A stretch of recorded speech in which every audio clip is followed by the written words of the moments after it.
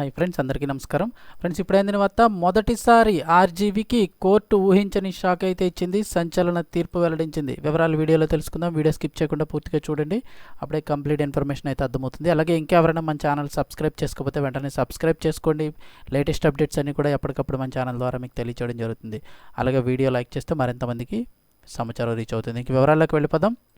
Court సంచలన తీర్పిచ్చింది. రామ్ గోపాల్ వర్మకు 3 నెలల jail శిక్ష, అలాగే నాన్ బెయిలబుల్ వారెంట్ కూడా జారీ చేసింది కోర్టు. అసలు ఏం జరిగింది చూస్తే, టాలీవుడ్ నిర్మాత, దర్శకుడు రామ్ గోపాల్ వర్మకు ఇవాళ గట్టి ఎదురు దెబ్బ తగిలింది.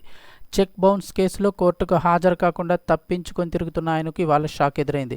ముంబైలోని స్థానిక కోర్టు ఆయనకు నాన్ బెయిలబుల్ వారెంట్ జారీ చేయడమే కాకుండా 3 నెలల జైలు శిక్ష సైతం విధిస్తూ కీలక ఆదేశాలు ఇచ్చింది. దీంతో హైదరాబాద్లో ఉండే వర్మ ఇప్పుడు ఏం చేయబోతున్నారనేది ఉత్కంఠగా మారింది. 2018లో శ్రీ అనే నిర్మాణ సంస్థకు వర్మ ఇచ్చిన చెక్ బౌన్స్ కావడంతో ఆయనపై సంస్థ ప్రతినిధి మహేష్ చంద్ర మిశ్రా కేసు పెట్టారు.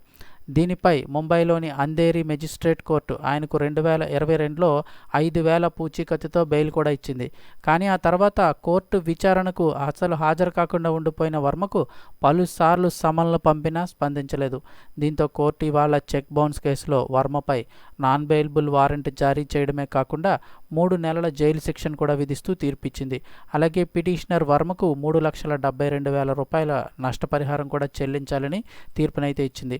ఇక చెక్ బౌన్స్ వ్యవహారంలో నెగోషియబుల్ ఇన్స్ట్రుమెంట్ చట్టంలోని సెక్షన్ 138 కింద రామ్ గోపాల్ వర్మను దోషిగా ముంబైలోని అంధేరి మెజిస్ట్రేట్ కోర్టు నిర్ధారించింది.